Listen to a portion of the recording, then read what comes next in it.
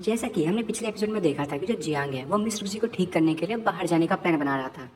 अब इस एपिसोड की शुरुआत में दिखाया जाता है हमें रॉयल पैलेस को, और वहाँ पे जो किंग होता है वो बहुत ही ज़्यादा गुस्सा होता है और वो कह रहा होता है, क्या तुम कह रहे हो कि 1 लाख ट्रूप्स को मार दिया गया और वो सिर्फ प्योक्सी सिटी के लोगों ने मार दिया। और जो ये खबर पहुंचाने के लिए वहाँ पे आया होता है वो कहता है हाँ, साथ में जो प्रिंस है वो भी मारे गए। और ये बोलते बोलते वो बहुत ज़्यादा डर रहा होता है। तभी वो जो किंग होता है वो अपनी चेयर को और टेबल को किक मारता कहता है आखिर ये हो नहीं सकता, ये इम्पॉसिबल है। और जो सोल्जर होता है वो कहता है कि ये जो जियांग हांग है वो सन इन लॉ है प्योक्सी सिटी का, उसी ने ये सब किया है। किंग कहता है जियांग हांग फिर से, आखिर ये जो है ये हमारे पीछे क्यों पड़ा है। और जो किंग होता है वो सोल्जर को दबाते हुए कहता है कि जल्दी से ऑर्डर को पास करो, मुझे जो है उसका हेड चाहिए, उसके बदले में कोई भी कितना कॉस्ट तुम्हें डालना हो डाल सकते हो, मुझे किसी भी हालत में जियांग हांग को अब मरा हुआ देखना है। फिर सीन शिफ्ट होता है और हमें प्योक्सी सिटी का दिखाया जाता है। जो जियांग है वो जाने के लिए तैयार होता है और सारे लोग उसे बाय करने के लिए बाहर आए होते हैं। जियांग लोगों से कहता है पहले जो है मैं यूसी सिटी में जाऊंगा, उसके बाद मैं देखता हूँ कि वहाँ पे जो अलायंस है क्या उनके पास कोई ऐसा ट्रेजर है जिससे मैं रुक्सी को ठीक करने के और पास आ जाऊँ। और उसके बाद जो मास्टर होते हैं वो उसे स्वॉर्ड दिखाते हैं, वो कहते हैं ये स्वॉर्ड मैंने स्पेशली तुम्हारे लिए फोर्ज करवाई है, इसमें हमने गोल्डन आर्मर जायंट का यूज़ किया है और मुझे पूरा यकीन है कि जो ये है तुम्हारी बहुत मदद करेगा। वैसे भी तुम्हारा जो ओल्ड स्वॉर्ड था वो टूट चुका है और ये जो है वो बहुत ही ज़्यादा ताकतवर भी है। तभी जो जियांग के अंकल होते हैं वो कहते हैं क्या तुम बेकार की चीज़ों में लगे हुए हो जियांग, तुम्हें जो है वो स्वॉर्ड्समैन सीखना चाहिए, स्वॉर्ड्समैन से। और वो कहते हैं तुम्हारा जो टैलेंट है ये तुम प्रैक्टिस करोगे तो तुम बहुत अच्छे स्वॉर्ड्समैन बन सकते हो। जो जियांग है वो कहता है आपका बहुत बहुत धन्यवाद। और जो जियांग के पापा होते हैं वो कहते हैं कि ये जो बुक है ये तुम ले लो, इसमें जो टियानवे एम्पायर है उसके जो फेमस लोग हैं उन सब के बारे में लिखा हुआ है और वो लोग भी जिससे तुम्हें बच के रहना है। तो जियांग जो होता है वो कहता है ठीक है, मैं मुझे ये जान के बहुत खुशी हुई, मेरे जो ये लिस्ट बहुत ही काम आने वाली है। तभी वो उस लिस्ट को देखता है तो उसमें सारी की सारी सिटी और वहाँ के फेमस लोगों का नाम लिखा होता है। जियांग कहता है पहली चीज़ तो मुझे समझ आ रही है, पर ये कुछ सुना सुना सा क्यों लग रहे हैं ये नाम। हाँ, उसके बाद जो जियांग अपने हॉर्स पे बैठ जाता है, जियांगर कहती है मास्टर। और तभी जियांग कहता है कि तुम्हें मुझे इतने मेरे साथ इतनी दूर आने की जरूरत नहीं है। जियांगर कहती है ठीक है, आपके जाने के बाद मुझे उस सिटी को और जो मिस है उनको अच्छे से रखूंगी। और जो असिस्टेंट होती है वो भी कहती है प्लीज़ सेफली वापस आना। उसके बाद जो है वो जियांग निकल जाता है और हमें दिखाया जाता है कि जो जियांग है उसका कोई पीछा कर रहा होता है और वो कहता है कि जो स्टार्स हैं वो कभी भी गलत नहीं बोलते और मुझे पता था कि आज जो है वो यहीं से गुजरने वाला है और अगर मैं आज उसे रोक लेती हूँ तो ज़्यादा चांस है कि मैं जो उससे जुड़ जाऊंगी।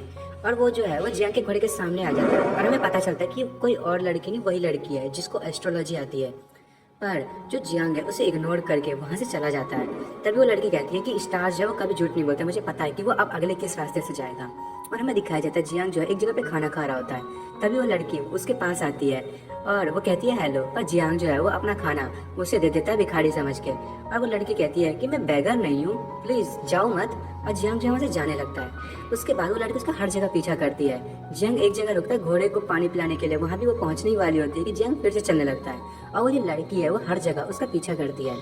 तभी एक जगह जो है जियांग रुक जाता है और वो लड़की ये देख के बहुत ज़्यादा खुश हो जाती है और कहती है आखिरकार वो रुका। पर वो देखती है कि जियांग जो है पीछे खड़ा होके हल्का हो रहा होता है और ये देख के वो बहुत ही ज़्यादा शर्माने लगती है और कहती है आखिर मैं इतनी एम्बैरेसिंग चीज़ को कैसे देख सकते हो। वो पीछे मुड़ जाती है। फिर अगले सीन में दिखाया जाता है कि रात हो गई होती है और जियांग एक जगह बैठा होता है और वो जो लिस्ट होता है उसे चेक कर रहा होता है। वो कहता है इस लिस्ट में वर्ल्ड के जो है बहुत सारे पावरफुल लोगों के नाम है और उसमें से वो कहता है कि ये प्योनी लिस्ट है जिसमें एक पहली लड़की का भी नाम है जो 18 साल की है। वो एकदम फेरी जैसी दिखती है, उसकी स्किन बहुत ही ज़्यादा वाइट है और जो उसकी जो वेस्ट है वो एकदम वाटर स्नेक की तरह है और उसकी वॉइस भी जो है ऐसा लगता है कि जब वो बोलती है तो उसके मुंह से कलर्स निकलते हैं। तभी वो जो लड़की है वो वहाँ पे आ जाती है। वो कहती है कि तुम सुबायु की बात कर रहे हो, वो जो वुमन है वो 9th प्रिंस को ज़्यादा प्रेफर करती है, उसे बाकी के प्रिंस जो है वो अपना बनाना चाहते हैं पर वो 9th प्रिंस को सिर्फ पसंद करती है। जियांग कहता है आखिर तुम इतना कुछ कैसे जानती हो, बाय द वे तुम हो कौन। वो लड़की कहती है कि मैं भी उन लिस्ट में से एक बार आती थी, उनमें मेरा भी एक बार नाम था, पर अब जो है मैं उस काबिल नहीं रही। और मुझे ये भी पता है कि जो वो लड़की है उसे जो है मीट खाना बहुत पसंद है और वो ड्राइड वाइट मीट ज़्यादा खाना पसंद करती है और उसे जो है कभी कभार बहुत ज़्यादा पेन भी होता है किसी बीमारी के कारण। जियांग कह रहा होता है कि आखिर इसे ये सब कैसे पता। और उसके बाद वो और बताने लगती है कि उससे जो है वो फ्लफी एनिमल्स पसंद हैं, वो ईगल लिस्ट थ्रोन में उसको भी उसका भी नाम है और वो जो प्राइवेट में जो है वो जो हेयर डीमन बीस्ट है उसको प्रोटेक्ट भी कर रही है और उसकी एसोसिएशन भी है। जियांग जो कह रहा होता है कि वैसे तो इसके फादर जो हैं वो सेकंड मार्शल आर्टिस्ट लिस्ट में है, पर इससे कोई भी लड़ाई करने की कोशिश नहीं करता। तभी वो जो लड़की है वो जियांग के फेस पे उंगली रखते हुए कहती है कि तुम। जियांग कहता है हाँ, तो मेरे साथ क्या गलत है। वो लड़की कहती है तुम जो 1 साल पहले मीडियोकर थे लोगों के बीच में, तुम्हें जो है एक लड़की ने डंप कर दिया, तुम्हारे पास नहीं पैसे थे, तुम स्ट्रीट में पड़े हुए थे और तुम बस मरने ही वाले थे, पर अचानक से तुम जो हो अचानक से बहुत ज़्यादा लकी हो गए और उसके बाद तुम्हारे साथ बहुत सारे चेंजेस हुए।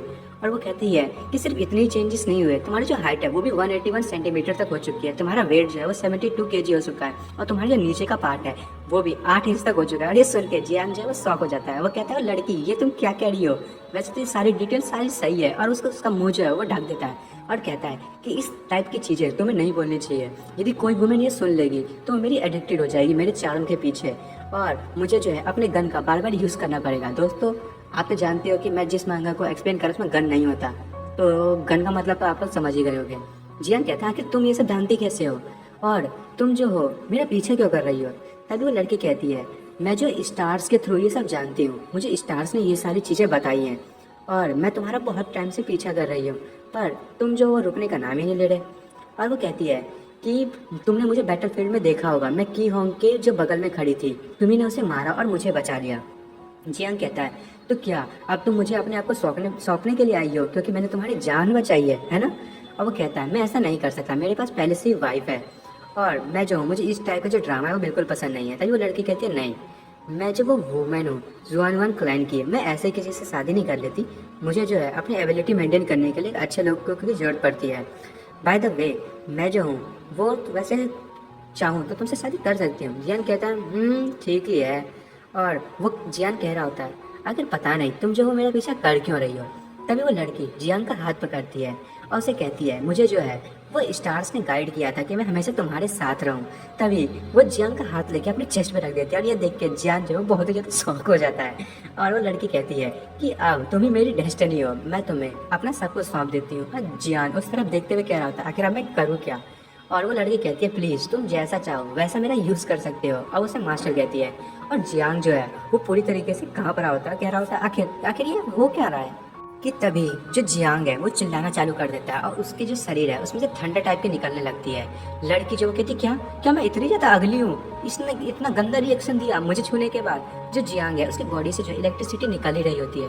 तभी जो जियांग है वो होश में आ जाता है। वो कहता है आखिर अभी मेरे साथ क्या हुआ था, मुझे ऐसा लगा कि जो मेरा सोल है वो कोलैप्स होने वाला है और मेरा जो गोल्डन आर्मर है वो लगता है मेरी जगह पे वापस आ गया। लगता है कि उसका जो काम था वो वापस आ चुका है और मेरी जो एनर्जी है वो वापस से धीरे धीरे स्टोर होने वाली है। और मैं सोच रहा हूँ कि अब मुझे जो है बहुत ज़्यादा डिसकम्फर्टेबल महसूस होने वाला है। जो लड़की है वो कहती है मास्टर क्या आप ठीक हैं। तभी जियांग कहता है मैं ठीक हूँ, यदि मैं गलत नहीं हूँ तो तुम्हारा जो सीक्रेट आर्ट है तुमने उसे अभी कुछ टाइम पहले स्टार्ट किया है और तुम जो है स्टार और मून के जरिए सारी चीज़ें पता कर सकती हो। वो लड़की जोरों से सही रहती है, वो कहती है हाँ मास्टर आप लोग सब कुछ जानते हैं।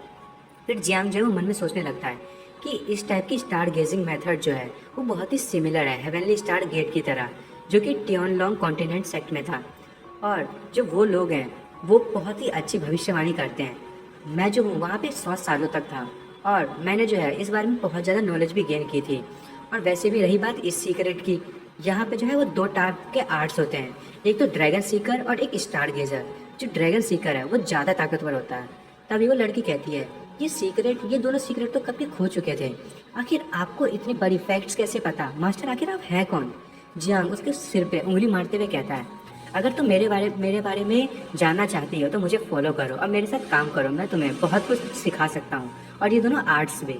और वो लड़की कहती है क्या क्या सच में। अब वो कह रही होती है ये जो है ये कितने टाइम पहले ही लॉस्ट हो चुकी आर्ट है। और वो मन में सोच रही होती है कि मुझे पक्का इसे फॉलो करना चाहिए, मुझे लगा ही था जो स्टार्स हैं वो कभी झूठ नहीं बोलते। अब मैं जो हूँ वो अपनी फैमिली को वापस से ग्रो कर पाऊंगी। और दोस्तों मैं इस एपिसोड को यहीं ख़त्म कर रहा हूँ। और दोस्तों आपको मेरी वीडियो पसंद आई हो तो मेरी वीडियो को लाइक एंड सब्सक्राइब करना ना भूलें। Thank you for watching friends.